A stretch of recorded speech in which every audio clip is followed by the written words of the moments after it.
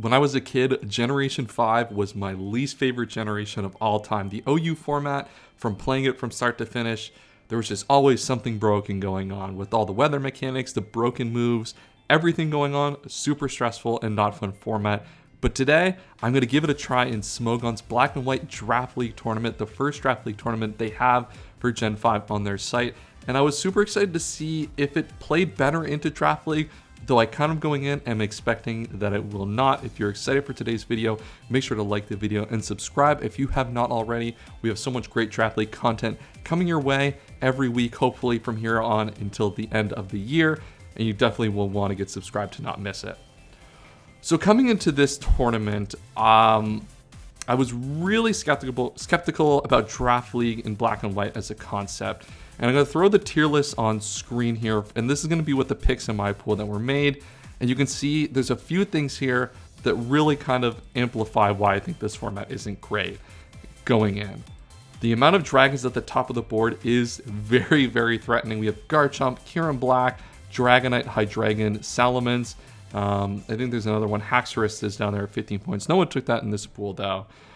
This is a format dominated by dragons. Draco Meteor is one of the best moves in the game, and this is where the dragons start to come up in power level just a little bit right before the fairy type is introduced.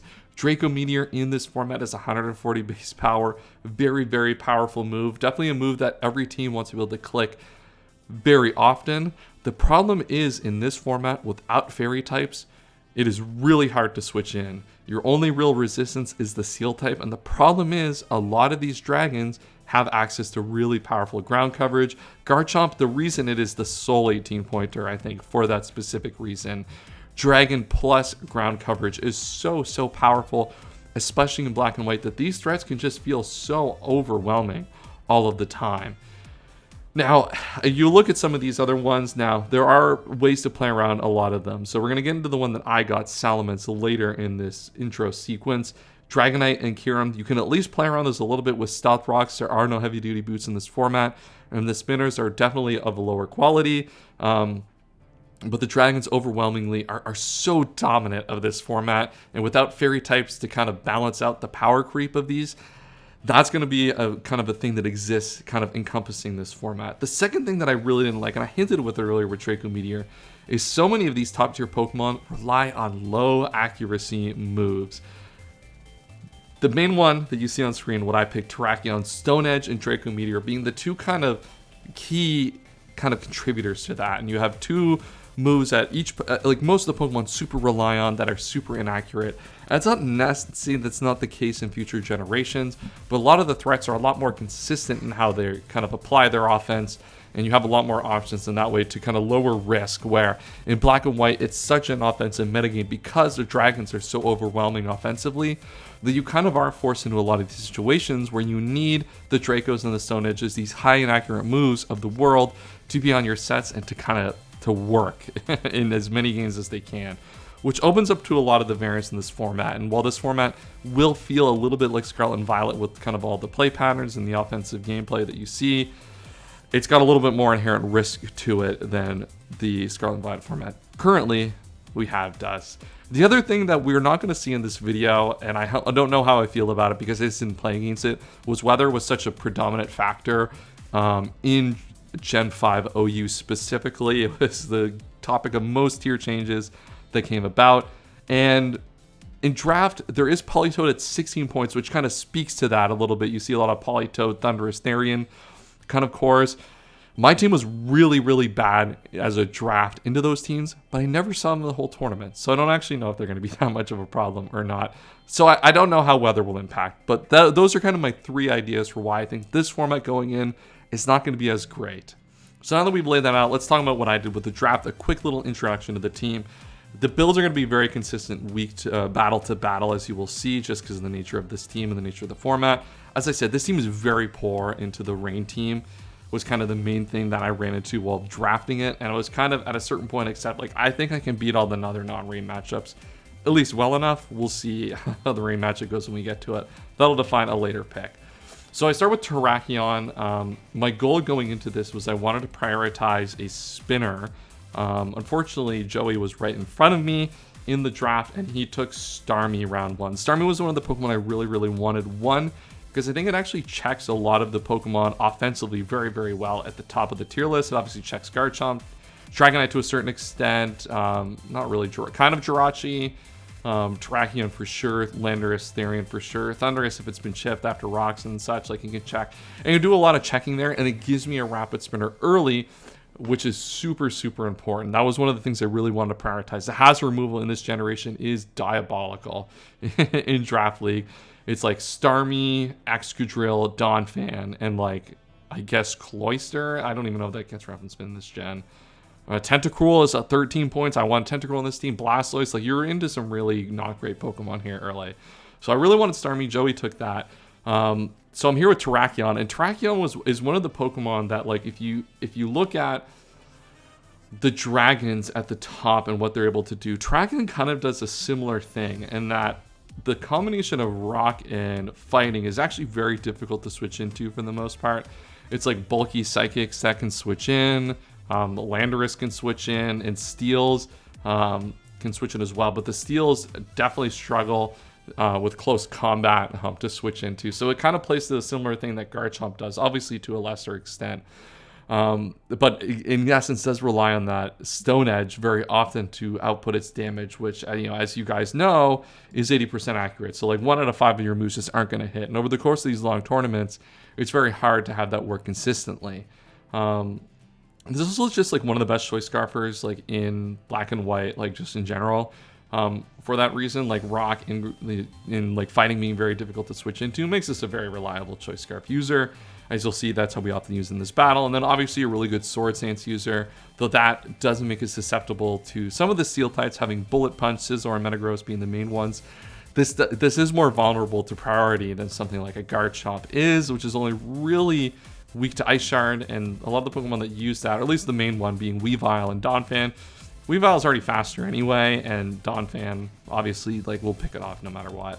In that sense, and you're not like breaking through Donphan regardless of the priority. So I went with Terrakion.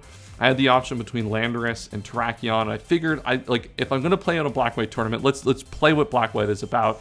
Terrakion is one of the key Pokemon in Black and White. Landorus is like a key Pokemon in every format. Let's use a Pokemon that's key to this one. And so next I go with the Dragon, and I go with Salamence here. Hydreigon was taken before me. I would have probably taken Hydreigon, I think, just for the fact that this is like not weak to Stealth Rocks is the main thing. But Salamence is super, super powerful. The thing I really liked about Meds the most is like the ability to go mixed a lot of the times with Dragon Dance. Like Dragon Dance is obviously very good, but if they have something like a Skarmory, we can go mixed. With Fire Blast, 110 special attack is still enough to drop like very, very powerful Draco Meteors that are very difficult to switch into. But as a Dragon, what this Pokemon offers versus the other ones mainly is the Dragon Dancing ability that your opponents have to kind of prepare for in each of their battles. The problem we're running into now, which is funny, with Joey's next pick, he takes Excadrill. So at this point, I'm like, what the hell? So all the spinners are going to go, right? If you look at like the rest of the draft as I put up on screen, Tentacruel, Blastoise, Cloyster, Fortress, all go in a row. I'm like, is every spinner going to get taken? And I look at Aku's team to my right as it gets back to me, and I'm thinking, it's like, okay. Well, they're not taking Donphan, so I go with the Zelf and then Donphan as my next pick. So I'm like, I really wanted to take Donphan, though I figured they might take a Zelf if I don't take it here. And I figured there was almost no chance that they took Donphan with the Landorus already on the team. So we go with the Azelf. I really like Azelf because, one, it's like a very good speed option at 115. It's kind of going to be the fastest Pokemon in the matchup more often than not. This kind of psychic mixed attacker is also very difficult generally to switch into. Nasty Plot also has access to Explosion, really good lead. It's got a lot going on for it in this type of format, despite it being very, very frail. In these very, very fast-paced offensive formats with weaker walls, this Pokemon is going to shine. And it really does a good job of checking or just being a good consistent lead for this team and dealing a lot of damage early on. And then the main thing here was taking Donphan. It gives me a ground type as well. It's like a decent rocker and spinner. Gives me priority with Ice Shard for the Dragons, which is nice. Like this Pokemon is like actively decent in this format. I was really hoping for something like a Blastoise just to have a bulky water and to give me more flexibility later into the draft. As you'll see at the end, like we are just like basically a 6-1 team, which I don't necessarily like the most, but is kind of a necessity at points when doing these drafts. But Donphan, like, it's gonna, like, Priority Ice Shard is really good into, like, Garchomp, obviously. Into Thundersarian will be very useful, into Dragonite.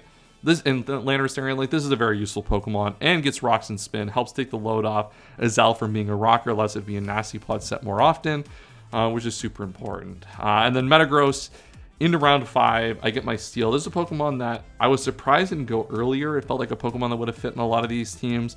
But as Priority Bullet Punch is very, very powerful, and having a Pokemon like Metagross that can switch into a lot of these dragons semi-consistently is very, very useful. It also just like has the ability to switch in a lot of the other Steel types, which will come to switch into my Salamence. Like it's one of those Steel types that just brings the whole team together, which is really nice also in this generation, is that Steel type is still good, so it is not weak to Ghost. As that's one thing my team, you'll see me talk about in the battles, is a little Ghost weak. I just didn't have the point. Like, this is why I kind of would have preferred Hydreigon instead of Salamence on this team. It's just shoring up the weakness against the Ghost types. The last Pokemon that's really relevant on this team is Suicune. This is also a Pokemon that's like, while only 13 points, and while like usually in these older generations is like a setup CM sweeper, this is a decent Dragon Check, all things considered. It can switch into the dragons pretty consistently. Ice Beam with 90 special attack is usually powerful enough to break through stuff like the Garchomp, Salamence, etc. And it does have the ability to just pivot and win games on its own. I think this is a good enough Dragon Check. Between this and Metagross, I should have enough to hold them back long enough for me to kind of enact my own game plan with my Terrakion and Salamence. And the last two Pokemon on the team, Golduck. As I said, my team just is really bad into like the rain teams with Thundurus Therian. My whole plan, I guess, is to run into those was to run Golduck, Swift Swim, Focus Blast for like the Ferrothorn and just like go crazy with it. Luckily, we didn't play any of those in this tournament, so didn't really have to see that. And then I drafted Whirlipede at the end just for like spike stacking. If my opponent just didn't draft a spinner, I could punish some of those potential builds here with toxic spikes or regular spikes. Something that my team would actually have benefited from if I had the points to, and kind of had kind of the flexibility that I was hoping for earlier in the draft. But alas, that's not what we're going to end up with here, and we don't face any non-spin teams. So it's going to be a top 6 build the whole way through this tournament. That's my team. Let's get into the battles. So let's get into game 1 of the tournament. I'm playing against F-Soup. The goal for pools, we got to win 2 out of our 3 pools games to make it to the bracket stage. Let's take a look at the team I'm bringing into this matchup. They have a pretty scary team, Volcarona. It was a Pokemon that can struggle a little bit in this format without heavy-duty boots, but Pokemon like Dragonite, Alakazam are very, very powerful. And this, I think, was kind of a difficult matchup. I think the way that I looked at this matchup and the way that I'm playing, as you see my team, is I have Choice Scarf Terrakion. My goal is to play to an end game where Choice Scarf Terrakion can just win the game outright. That's going to require Pokemon like the Donphan and the Skarmory to be out of the way. Life Orb, DD, Salamence. This does have the Fire Blast for the Skarmory, and I do have Draco Meteor here, interestingly enough, trying to go for a little bit of a mixed idea here. The only real physical move I need if I'm trying to break through and win the game with Salamence is Dragon Claw in this matchup. Draco Meteor and Fire Blast provide a lot of good value to just pressure my opponent's team regardless as just normal Life Orb. So that's kind of what I went for here. In this spot, we have Expert Belt, a Zelf here. This is my rocker. And then Expert Belt is nice with Thunderbolt and kind of the Psychic. I'm not 100% sure on this item looking back at it, but spamming Psychic and Thunderbolt is going to be really powerful at getting my rocks up against Pokemon like the Skarmory, like that Donphan. I got my own Donphan here for rapid spinning purposes. CB Metagross is pretty nice. I do have Trick on this set as a way to hopefully trick that Skarmory, make it much less effective in this battle. And then Calm Mind, Surf, Ice Beam, Suicune is also a pretty good win condition. This matchup for me is pretty dominated by my win condition. Scarf Terrakion is a great win condition when Skarmory and Donphan are down. DD Ments can be a good win condition with Skarmory down, and Suicune can be a great win condition, assuming I can set up at high enough HP to beat out the rest of my opponent's team.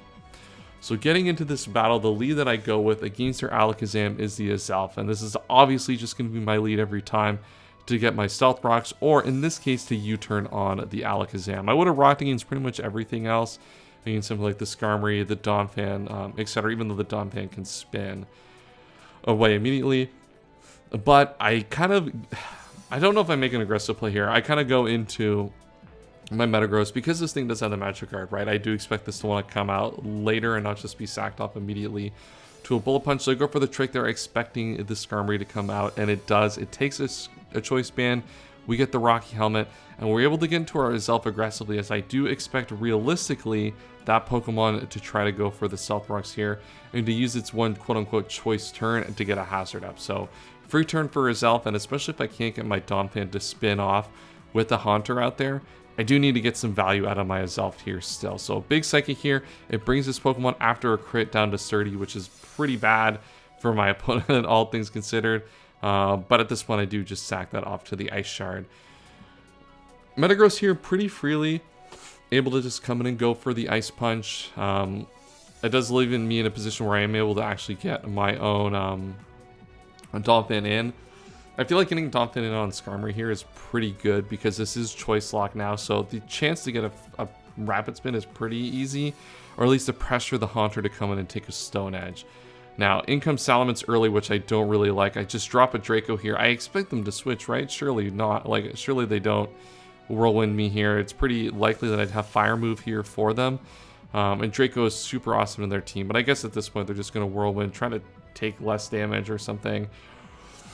Basically get into a position where they don't have to, they can sack this Pokemon off, which is, you know, pretty fair. And now my Salamence comes right back in, takes a bunch of damage. I just go for the Fire Blast to kill it. So at the time I'm thinking, man, I'm kind of surprised they stayed in, but at the end of the day, there's no switch in besides this Pokemon. This Pokemon's kind of useless at this point anyway. So Life Orb hit, Moxie Boost, that's not really going to matter. The Haunter is going to be able to come out and check my Ments here.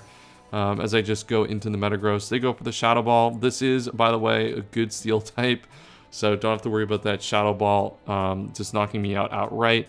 But it is a 2-hit KO that I guess I wasn't necessarily expecting with my max HP Metagross, but gets Haunter a little bit more powerful than one might imagine. And now it's time to get Terrakion, and if you look at this team, Terrakion actually can kind of just win here. The only thing holding it back from immediately winning is the multi-scale on Dragonite. Donphan is super chipped weak, so my opponent's just going to go sack off of their Donphan here, and they actually just go Alakazam here, which is interesting. I was very surprised to go Alakazam here, right? Because I guess they're kind of trying to check if I'm Scarfed and not give it the multi-scale if they don't have to, because they can just go Dragonite after this. But this is, as I was saying kind of in the preview in the draft part, this is kind of where I feel like Black and White falls apart, at least for me, as a little bit of a format. As so many of these Pokemon, like Immense, like Terrakion, the Dragons have to rely on inaccurate moves, and I just lose my Terrakion here in pretty bad situation, right? Like, this is super bad. And now, like, even if I want to set up with my Suicune here, I, one, take a Spit Up drop, which makes it even more difficult to set up, and two, I have to take damage from Alakazam, which I really wouldn't have had to otherwise. I would have potentially had an opportunity to set up on something like the Dragonite. And even here, like, I'm just trying to get a Calm Mind. Like, the fact that I don't get the boost here, it's just the fact that I take the drop is just super bad. My opponent goes for the, what's it called? They go for the E-Speed here, which is interesting. They might just be very, very slow or expect me to have a lot of speed. I don't have a lot of speed on this set. I don't have any at all on this set. So they just take this Pokemon down to multi-scale, and I'm thinking, it's like, well, hold up. This actually potentially is winnable. My opponent goes into a Volcarona here and gets crit on the Charty Berry, so that's a little bit unfortunate. I don't have the Ice Shard here, though, on this set, which, like, could have actually made this, like, almost, like, actually super winnable. Though I think this set, like, this team might have actually had enough to win the game otherwise. They go for the Shadow Ball here, get the drop, which is a little annoying, and I miss Stone Edge again. So this game just a complete write-off in the first game of this tournament. Just missed, like, Draco, Stone Edge, and Stone Edge there. And while I think there was a chance I had to maybe win this game, I think it's likely that my opponent was going to be able to pull this out regardless. So I think I win that game with Ice Shard if I hit there, but alas, the miss is very unfortunate. And I think that is a common theme that I kind of expect to see in these metagames, is the fact that these dragons and these Pokemon with Stone Edge and stuff, like, these are like the best moves that you can be clicking all the time, but the accuracy is one, lower, and two, no fairy types to switch into Draco, so you're kind of praying for the miss for the most part. So into the next game of the tournament here, this is a very, very scary team. Garchomp, Weavile, Zapdos, a very, very powerful Pokemon. And a matchup that I think that is still favored for me, though, in that I think Terrakion really dominates in a matchup like this, where it's really difficult to switch in to Stone Edge, and your best Stone Edge switch in is the Registeel, which just dies to close combat. So I'm going with Choice Scarf again here. You're going to see this be very common. Like, Terrakion is just so overpowering in a metagame like this that just guaranteeing the outspeed with the Choice Scarf, like, you're going to be able to do enough damage, pick up all those 2 KOs that you need, and it gives me another way to check the Weavile, which will be super important. I have Spec Salamence here in this matchup with double stab here with the Draco Dragon Pulse, and then double Fire move here. Really want to aggressively click Fire move with Specs into the Registeel. If I can remove the Registeel from this game early, this game becomes so much easier for me to actually win. We have Colbur Berry Azelf as a way to bait the Weavile. If we can remove Weavile, then like Immense just like goes crazy in this matchup. My opponent just really can't do much, especially if I catch that Registeel early. We have Rapid Spin Donphan. That's going to be a classic on all these teams. A leftovers Spidef Metagross, kind of really here just to switch into Pokemon like the Espeon and the Zapdos. And then I have Toxic Protect Suicune. Really good way to manage Pokemon like the Blastoise and allow me to put a lot of chip on Pokemon like the Zapdos as well. You'll see on this team there's a lot of Toxic, and it'll be interesting how this battle plays out. You'll see how this starts here. My opponent leads Blastoise as a lead Terrakion. I'm just trying to click early and often against this team, right? That is just kind of going to be the name of the game here. And Blastoise, while going to struggle to switch into Terrakion frequently, definitely can lead out against it. So I go into my Metagross here. My opponent goes into the Garchomp. I go for the Toxic and I miss. And you're probably like, why are you aggressively Toxicing? There's an Espeon in the back. We'll get there.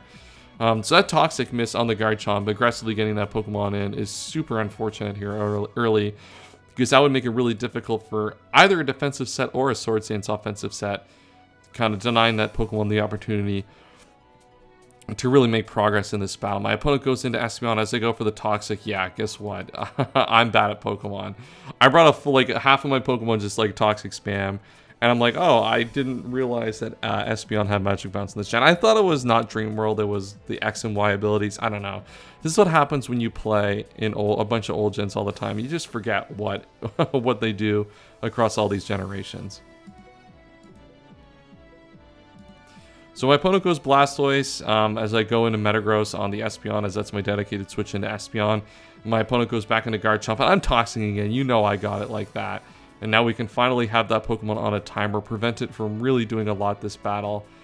But that is going to mean that my Suicune, because of that Magic Bounce, is not really going to be able to do much either in this battle. I'm just going to go for the Scald here, as it at least does damage to potential switch-ins. I can fish burns on something like the Registeel.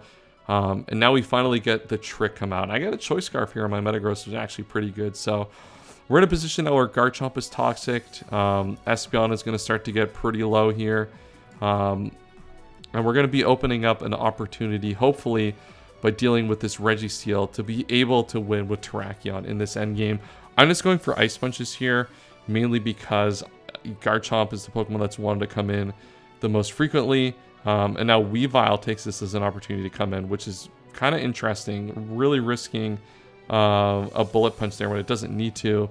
So my opponent goes for the low kick as they go off into the Zapdos. So hopefully we get a burn here. That would be really game changing. We do get the burn here. Now this Zapdos is weakened, and this game plan, right, of getting things status between Toxic to kind of enable this Terrakion is really working out well.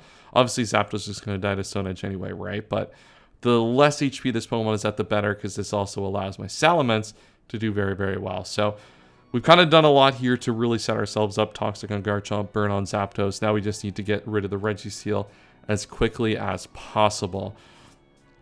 Metagross is going to come in. This is my generic kind of Spidef answer, as my opponent just U-turns off of that into the Garchomp, trying to get as much leverage at that Garchomp as they can. Now, luckily for me, I'm goated with it. I'm going to switch into my Azelf here.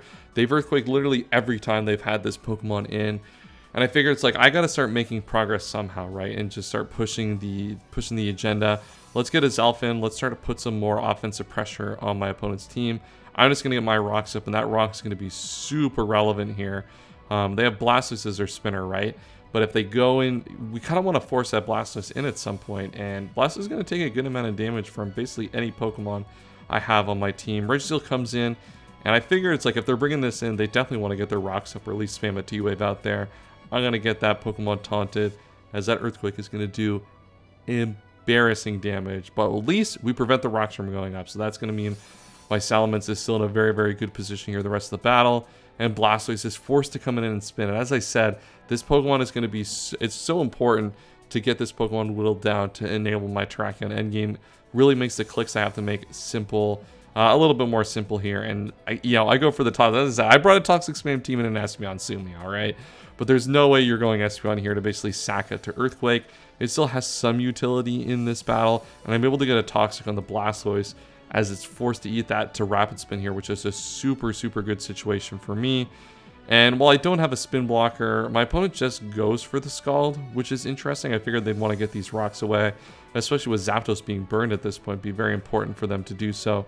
They like to go for it here as they take 12% from the Toxic, and I think I go for the double Protect here. Look, if I can get the Rapid Spin off and just die to Toxic on a double Protect, I'll take that every single time. But the rocks are going to go away, unfortunately, and I'll have to go into myself to just go for the Psychic. I could have obviously rocked it really aggressively there. They went Registeel last time. I didn't expect them to go Espeon last time on a Zelf. But I figured it's like if I'm willing to aggressively rock, you might do that this time. It doesn't really matter though. This Pokemon's obviously not outspeeding me. I'll just 2-hit KO it with the Psychic. And my opponent now goes into the Weavile thinking they've laid the trap with the Night Slash. But they have not. The Cobra Berry weakens it, and I go for the HP fighting. I guess it doesn't actually matter. I don't have Thunderbolt on this team. I thought I did. I did on the last team. But Psychic to a kid, pretty much anything besides a Registeel from that point anyway. And the Night Slash Lure works to perfection as Weavile is gone. And that is two big of their kind of their faster Pokemon on this team kind of dealt with. They go into the Blastoise here. I kind of just expect them to Scald here or do something to attack. I go into Salamence kind of aggressively here as I kind of want to get into a position where I can just knock down one more piece. And then if I do that, Terrakion should pretty comfortably win me the game from here. I drop a Draco here. I know I kind of said in the matchup, the team part, that I wanted to aggressively Fire Move here, but Draco is so free here, especially with a Pokemon like Blastoise that you're probably willing to sack at this point anyway, especially if I'm a defensive Dragon Dance set. I feel very likely that they're probably just going to go into something like Zapdos, at least first, to play around the defensive set. And now they've lost so many tools here at this point. I can just go Donphan on the Garchomp. This Pokemon's taking so much damage. It's got Random Surf here, which is an interesting choice, to say the least. Not one I would make. My opponent likes to go back to Blastoise. It did have the Ice Shard there, but I figured they would potentially play around it and go Registeel. But now my opponent gets back into their Blastoise. Big man Blastoise. I can go with Zelf here. It's not going to kill me with anything. It could obviously like do some random freeze hacks, I guess. But at this point, I can just Psychic, pick up the Blastoise, and now my opponent is just out of Pokemon here at this point. I have like basically infinite ways I can win the game. Terrakion, Donphan, etc. You name it. My opponent goes Garchomp. I'll just pick that off with the Donphan Ice Shard, and I'll Registeel versus a Terrakion, Donphan, and Salamence. Yeah, that's not a winning lineup, especially where Ice Punch is doing 13%.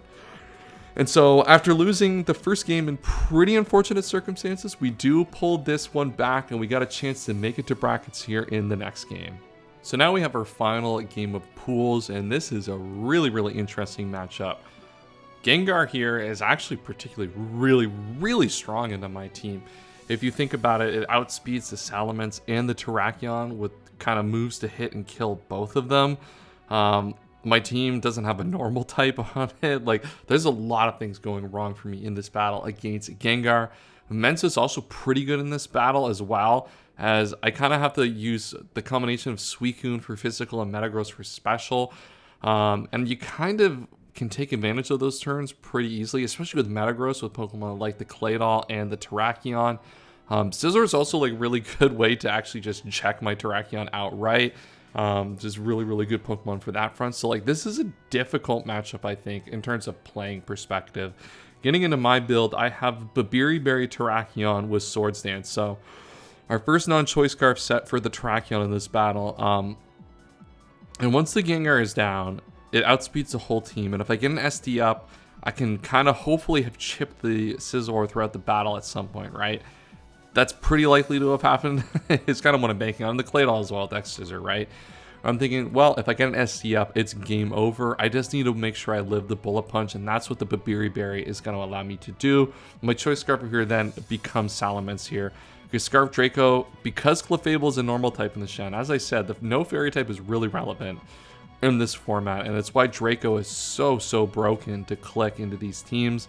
Scizor, I mean, Scizor can switch in to Scarf Salamence, but if you reveal that as your switch in too early, you're going to get caught by a Flamethrower at some point. I expect something like the Tyranitar, once it reveals to be Special Scarf, to be the switch in. But like Draco is so spammable in this team, so good. I have another Colbur Berry as Zelf just to protect against pursuit from the Tyranitar. As I look to probably just like lead, either, you know, potentially lead with this Pokemon, but I'll hopefully get like off Toxics and stuff, and mainly check the Gengar. This is what this Pokemon is here for. Another classic Rapid Spin, a bulky Donphan. I do have just a very defensive, kind of very fast rather, Metagross here. This is a way to kind of spam Meteor Mash against my opponent's team, because outside of the Claydol, this Pokemon's actually really good here offensively. Claydol, hopefully a Pokemon we can pick off early, but you know, Scizor and Claydol kind of hold it back. But against the rest of the team, Meteor Mash is a tough move to switch into. And as I said, I really want to get in a position to actually hurt this Scizor early and force it to take a lot of damage. And another Toxic, Protect, Scald, Suicune. Let's get into the battle against Xcode. As I said, this is to make brackets. This is a big one. Metagross lead because I want to get my Stealth Rocks up. These are so important. I do go for the Meteor Mash here though, turn 1. And the reason I do this though, the one, they might not expect me to have speed or something. And 2, like if I get the T-Tar out of the way early, that's just such a benefit. This gives me some of the chip I want on Scizor if they just select to like, you know, U-turn out. So many good things can potentially come of that. Or they could just like pursuit me. Like there's so many things like potentially could happen there that like I probably should have just set up my rocks, but I just go for the Meteor Mash.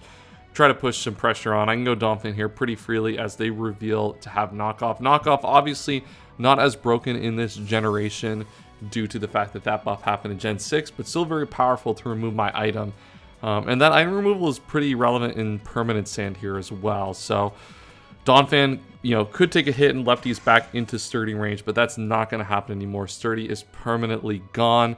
And I go here into the Suicune, kind of expecting just a double out. So my opponent goes into the Gengar now. And as I said, this is the biggest problem that I have in this matchup is Gengar does so much to hold back my team offensively that I have to do something here. And I think what I elect to do here is put myself at risk of Mence a little bit here. But I decide to stay and take the T-Bolt. Damn, that's a lot. That's like Choice Specs or something. But I go for the Scald here. Just try to put some damage on this Pokemon. I get a crit, which is super lucky for me. Especially when it reveals, because it reveals to be Specs, right? The fact that it's going to take the Sandstorm damage is super nice. I just go for the Protect here. I mean, this was stupid. I should have just gone to Donphan. Like, right? Like, this is, I'm just trolling here by saying it was Suicune and risking a Perez as my opponent goes into Scizor as I go back into Donphan. So, Specs Gengar looks to be what my opponent has in this battle, and that's so good for me to get that Pokemon out of the way, because that's going to have to come into Sandstorm and just die if it comes in. So super relevant for me to get that Pokemon out here as early as possible. Claydol comes in. I just go for the Earthquake. I mean, there's not much to really do here, right? Like, Claydol's going to come in. It's going to come in. There's not much to really say about that. I go into Suicune here because it's at least an opportunity for Suicune to potentially do something in this battle. It protects against a Toxic, which I guess is pretty good here, and allows me a free Salamence into this Claydol. I go for the Hydro Pump, mainly because I expect my opponent to stay in for the kind of the reason this one, they'll have Ice Beam here, and 2, like this Pokemon is obviously pretty good against the majority of Salamence sets you would expect to see. And I don't really see where I'm getting my chip on this Pokemon outside of this Pokemon. I let my Suicune go down to basically trade for the Gengar. I got to get chips somewhere, and I'm going to get my chip here with the Hydro Pump. The problem being is I'm going to lose this Pokemon now to Sandstorm after getting a little bit of chip on the Clefable. So now, though, this is a perfect opportunity for Triken to get a Sword Sand stuff. The Gengar comes back in on the switch, but it just dies to Sand at the end of the turn. So now I got a free turn here. Scizor comes out, goes for the Bullet Punch. I use my Babiri Berry, and I'm thinking it's like if this is not defensive, it obviously revealed leftover, so there's a chance of that. I do have a chance to just kill this Pokemon outright. It does reveal to be basically full defensive though, so not going to get that one, unfortunately. We'll have to go and get that later. But that does open me up to a little bit of risk here though, right? I used my Babiri Berry pretty aggressively in a role that I kind of should have and maybe could have expected it. So yeah, it's a little bit unfortunate to have done that, right? Because now I put myself in a little bit more risk here. Obviously, Scizor is still super chipped at this point, and they're going to have to play around Fire Fang here. But like Claydol's able to come back in and get some leftovers, and now I'm in a position where Terrakion might actually not win here in the late game. I have to make an aggressive play into my Azelf, but Azelf doesn't even have a move for this Claydol. Now, luckily for me, my opponent goes into the Tyranitar. Toxic was going to have to be my way to deal with that. And that Tyranitar just goes for the Pursuit, reveals to be Choice Scarf Pursuit. So it does end up being Choice Scarf in the end, which is interesting enough as I go for the U-turn here. Learn that piece of critical information. But that allows me to get my Terrakion in here and potentially ST.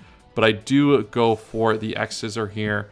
Basically getting the 2-hit KO that I need on this Pokemon. I could have Swords Dance here as well. The problem is, it's a weird one, right? Because if I Swords Dance, they go Claydol, they might just switch out of here on an X-Scissor because X-Scissor is super free. But X-Scissor, at least if they go Claydol here, allows me to put them into the position to be punished for it. And that Pokemon does drop to the 2-hit KO. So Scizor now comes back out. I'm able to go Metagross. This thing, at this point, looks like it can just wall their entire set. I don't have a move for it. But one also allows me to get some late game rocks, which will at least be nice for the Ments to be in a situation where I can keep that Pokemon's HP a little bit lower. It's going to help with some counts with Sand and Bullet Punch potentially in the later game. And now I'm at a point now where like it's kind of a standstill. There's not really much I can do. I might as well just keep attacking this Pokemon and maybe try to fish some Meteor Mash buffs.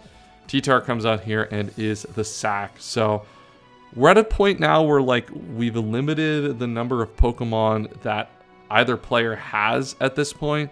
I go for the Meteor Mash there because Meteor Mash will at least definitely put it in range of Ice Shard from the Donphan. Bullet Punch wasn't guaranteed to, and I'm in a situation where this could get a little bit awkward. I kind of expected it maybe, I'm not sure, maybe a little bit of a weird one. I have to rethink about that play a little bit in the future, but I think I'm in a position now where I can just go Donphan anyway and Ice Shard. So I think at the end of the day, like the risk wasn't too high. I guess the problem is if they're maybe like CB for some reason, I'm potentially in a little bit of risk. But if they are, I can go with Azelf and be fine there after the fact. So a little bit of an unfortunate miss, but one I think that actually doesn't have any consequences on the end of the game. Ice Shard comes out here, picks off that Salamence, and now I'm in a position where Terrakion should win this game, right? The Scizor is pretty low, all things considered. I just have to find a way to either kill the Clefable or the Scizor, and if I can get Terrakion in front of Clefable, either the Scizor has to sack itself, or the Clefable dies, right? It's kind of the situation I'm playing to. Now my opponent, funnily enough, reveals to not have Soft Boiled in this sequence, which is, I guess, bad team building. But I think I should have been fine anyway, just to keep this Pokemon low with the Donphan. And now I'm in a position here where I can just go Terrakion, throw off an X-Scissor, because if they go into the Scizor, right, I do live a Bullet Punch given that it's defensive from this HP. So if they go into Scizor after Rocks and a X-Scissor, it should definitely be in range of the close combat. And it doesn't, yeah, as you can see there, like, right, live on literal 1 HP. So that X-Scissor would have been like the requisite damage to do that. And now my opponent is able to kill me with the Bullet Punch. But you'll see here a truly epic moment. Can I make it to brackets? I do have HP Fire, as you saw in the stupid set. I don't know what happens why I made this mistake in team building. I think I was looking like at a Hidden Power fighting or something. And Hidden Power Fire, I mean, is obviously going to kill, right? I mean, it doesn't actually always kill, depending on the set. If against FizzDef, it's going to there. But having that instead of the Flamethrower just is a hilarious way to make brackets at the end. And let's see how far we can take this team. This team has proven to be very, very good. There's a lot of matchups we were worried about coming into this, like Rain, for example, but we faced a lot of these kind of similar balanced teams, and Terrakion and Ments in combination had done a really, really good job of breaking those teams. So let's get into brackets. So now we're into the brackets, playing against the Dovanir in top 128, and this is a very, very interesting matchup. We have very similar team concepts here. Terrakion, Dragon Spam with the Donphan. My opponent does have Scizor as their Steel type, which is really problematic for me in that ST Scizor was a pretty big threat last time, and I can kind of struggle to actually break through that Pokemon depending on how the battle goes. And then they do have the Rotom here, which will be a pretty good Pokemon, actually. My team kind of struggles with Rotom. As I said, with the Gengar in the last battle, I don't have great Ghost answers. I don't have a normal. And Ghost plus Electric is pretty good coverage to have in tandem on a Pokemon against my team. But let's get into the team that I brought quickly. We go double Choice Scarf this week. Choice Scarf Terrakion, really, really important to actually outspeed their or just to guarantee a 50-50 speed tie against their Terrakion, because they're pretty likely to be Choice Scarf as well, considering this is kind of a mirror in terms of concept at least. And then allows me to check at the Hydreigon, which is super important. And then Choice Scarf Mence, Draco Meteor is great into my opponent's team. As we said in the last battle, the only deterrent in this on this comp that they have is the Scizor, and if we can catch up with the Fire move, we're going to be oh so nice. We actually have Flamethrower under Resolve this time. This is going to be my rocker as well. Really just look, as I said, I want to just get rocks up as early and often as possible. And, you know, early games, mid game, rocks are super important here. Break the Sturdy on the Donphan. Get chip on Pokemon like the Rotom is going to be so important here. Another Rapid Spin Donphan here. I do have Fire Fang here. I didn't have it last battle. I just want a little bit more on this team comp to be able to answer this Scizor. And then I have a really interesting kind of mixed Metagross set. They've helped the Gyarados on the bench, which is where a lot of this idea came from with the Shuka Thunder Punch, to be able to just pick that Pokemon off. But Shuka Berry is going to be very good. This allows me to a KO the Donphan with Psychic, as I expect them to Rapid Spin when they come in on me and rocks are already up. And then I can Psychic the first time and then Psychic on the Earthquake. And then Bullet Punch really good, obviously, as we talked about with their Scizor. Good for bullet punching my Terrakion. And then the Suicune has Hidden Power Electric here. More for that Gyarados that was left behind, as that Pokemon could have been really frightening in this battle. But overall, these are two teams that should be very similar in concept in terms of build. So a lot of it is going to be what piece defensively can we knock down first to enable either our Choice Scarf Terrakion or our Choice Scarf Salamence. So my lead, as you could probably expect, is the Yzelf because it's Focus Sash and has the Stealth Rock. I'm just going to eat this U-turn to the dome. That reveals Choice Scarf on Hydreigon. Very important. So if they're Choice Scarf Terrakion, we reveal a double Scarf matchup mirror basically immediately is how I'm thinking this battle is going to go. I got my rocks up as Rotom comes out. I'm just going to Psychic because, as I said, this Pokemon is one of the big problems for me from actually doing anything with my Choice Scarf Terrakion. So if I'm able to get rid of that Pokemon, that's super huge. And while I do have to sack myself to do it, Azelf, now, given what I see, I kind of expect it to struggle to do a lot in this matchup. I could have maybe had an offensive set. I could check something like the Quillfish, put a lot of damage out that way. But Choice Scarf Hydreigon makes that a little bit more difficult to click through and actually make work. So Rotom, going to be able to pick my Pokemon off, but I'm able to bring in the Salamence here and just drop a Draco. The reason I drop a Draco there instead of Dragon Pulse is I do want to maximize my damage against Scizor early as much as possible. It does inherently open me up to a little bit of risk in this battle, of course, but I think some risk that I'm fine to take. As Donphan comes out here, I expect the spin here. The sequence I was talking about with the Metagross only works if Donphan comes in on Metagross, or like comes in to check after like Metagross picks something off. Otherwise, we are going to have to go in for the Suicune here. I go for the Ice Beam. I really want to protect against the Hydreigon coming in, because like Scarf Hydreigon is really good against my team, similar to how my Mence is really good against them. Similar kind of tension is here with the Hydreigon, so just want to go for the Ice Beam to protect against that Pokemon coming in, get HP on that if I can. And my opponent here goes into the Quillfish as I go into the Donphan. I take a Hydro Pump here, which I was not expecting. I was thinking maybe a Hazard or something to come out, maybe they switch. But Hydro Pump to the Dome is crazy work, and I'm going to have to go into my Suicune here now as they are able to get up a Toxic Spike. So really good sequence from my opponent there to put me under a lot of pressure on this turn sequence. As they go for second Toxic Spike, which is kind of interesting. I'm not sure if I like that. I feel like the one Toxic Spike is pretty good against the majority of my team. The fact that I've revealed Ice Beam and Hidden Power Electric makes it very unlikely that I'm CM. And I feel like Poison is just better into something like the Terrakion at this point, where I feel like you're going to do more damage over the course of the battle than you would otherwise. But maybe that's helpful for some other reason. As Suicune is going to stay in here. At this point, I've kind of answered the Qwilfish and the Rotom, right? And I'm thinking, it's like, what are my path to the victory here?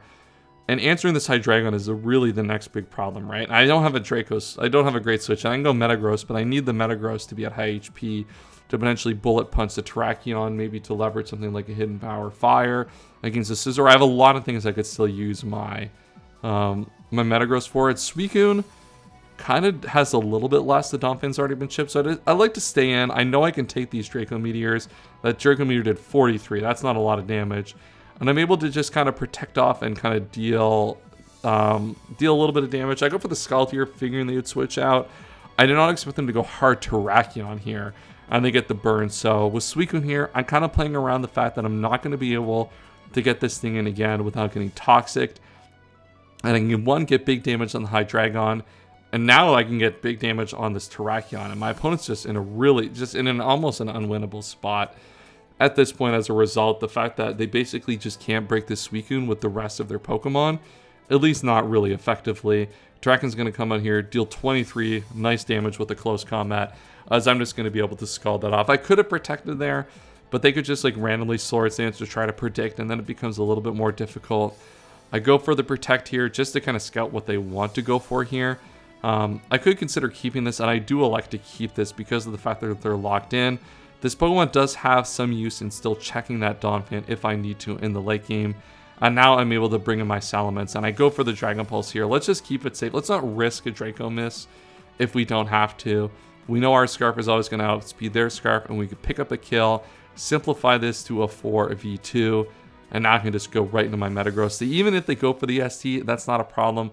I have the HP Fire. Bug Bite is going to do a lot. It eats my Shuca Berry, which is kind of funny, but alas, that's not a big deal. They do reveal to have the Occa Berry, though, and what that is going to do is make this a little bit more difficult. I am going to have to sack this, but Menz is going to be able to come in, put this to -1, and there's really no switch in now for the Flamethrower, right? They go into the Donphan. It's going to take a little bit of damage, but I'm able to just go into Suicune here, right? And just keep this game under control. Ice Shard has to come out to protect against Salamence just staying in and attacking again. But now the Scald is going to outspeed, kill the Donphan, and now Scizor really can't do almost anything to Suicune. It can try to Swords into my face a few times, right? But you're really running the risk of burns there. You're going to have to do it a few times, and they go for the Roost instead of the ST anyway, just to keep their HP high, and that is going to be the end of this battle, basically. Burn Scizor is not going to be able to beat Terrakion, Salamence, and Suicune. And that's going to put us over to the top 64. This kind of mirror match that we had, really kind of highlighted by the fact that we were able to pick up that Rotom early, not really have to worry about, that coming in on our Suicune, putting a lot of pressure, and we were able to use Suicune so effectively with that Rotom out early, putting pressure on my opponent's team. And now we're off to the next round. So we're back here into top 64, making a good run here, and we're facing a pretty interesting team. A little bit of a mirror match in terms of the sense of the Terrakion, Donphan, Azelf kind of combination. But we see another Scizor. It feels like we play Scizor every single battle, so everyone's got a Bullet Puncher for our Terrakion. But this is kind of similar to the last matchup we just played in. There's a Rotom, which is really good into my team.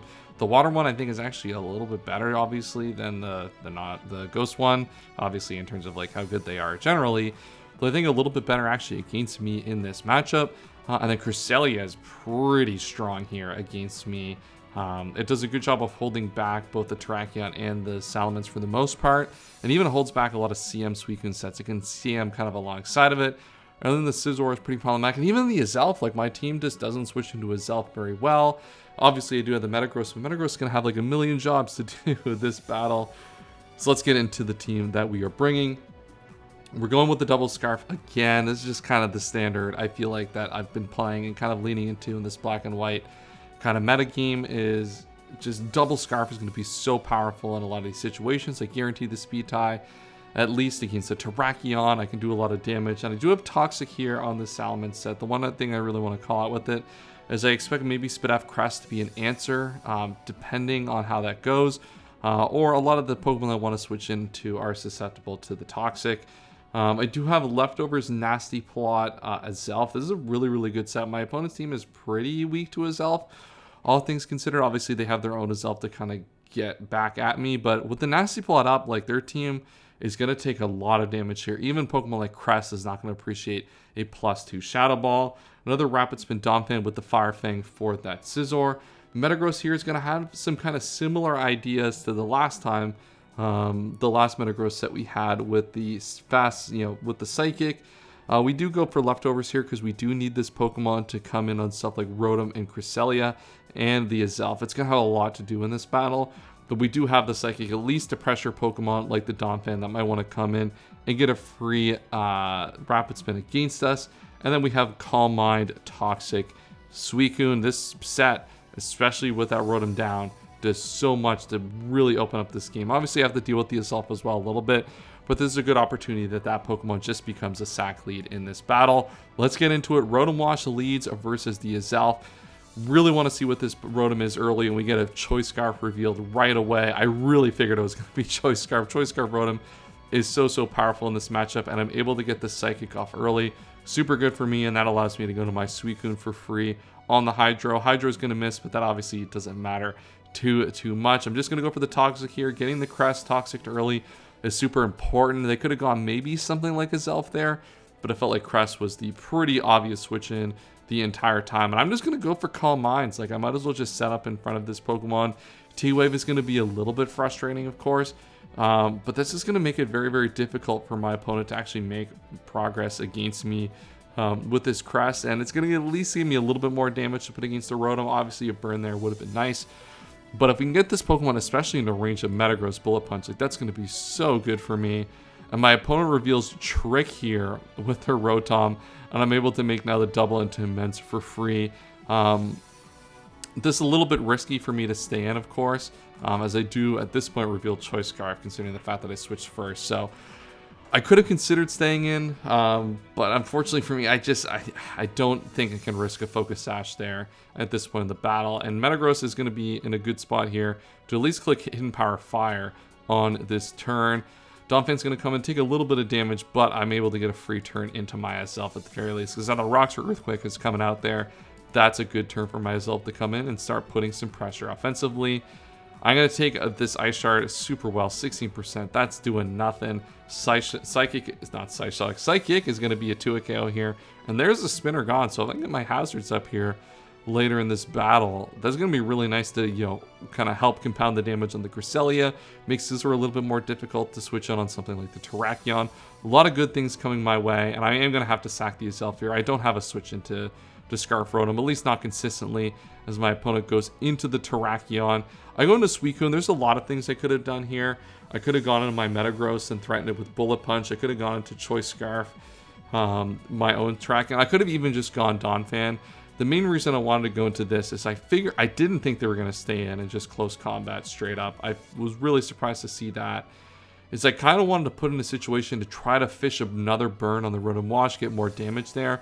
I figured if I go Donphan, I'm really priced into Earthquaking, and it really just doesn't give me a winning play against this Rotom Wash. So I figured if I Scald, that's going to be a great opportunity for me on the Rotom Wash.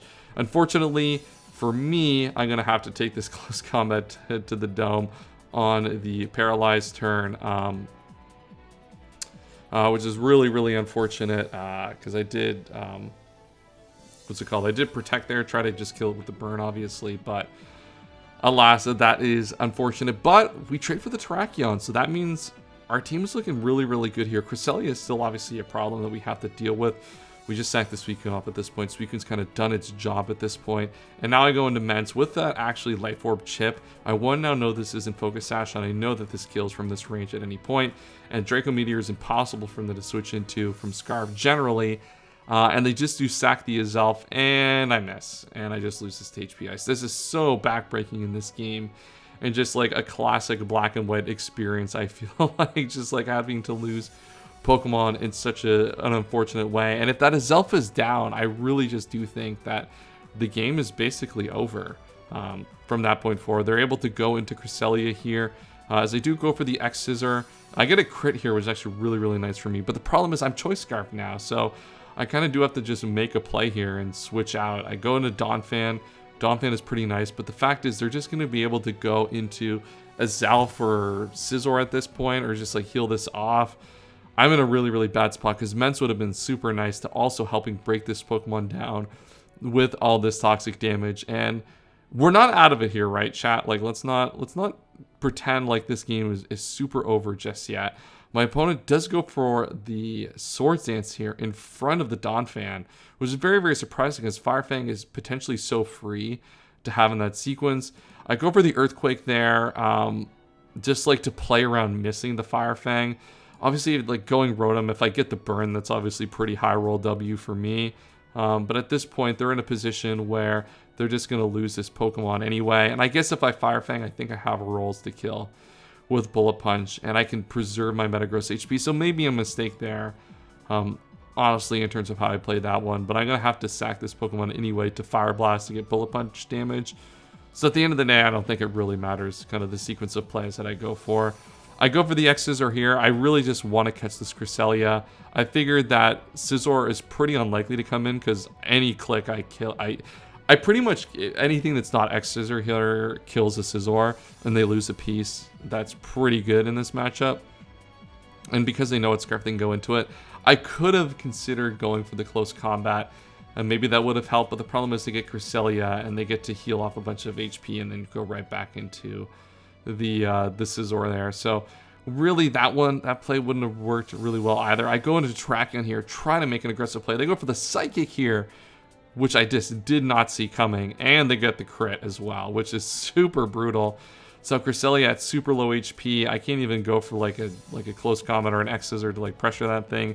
And at this point, we are basically cooked. There is not much we can do about this one, and we're gonna crash out of the Black and White Cup after basically winning 2 in a row in pools to make it out, winning our first pools game in a situation where I feel like I could have won all 5 games. Obviously, the first one, very unfortunate miss, a very unfortunate miss in this one as well, as Zelf was able to put way more pressure than it was ever supposed to in this battle, losing my Metagross.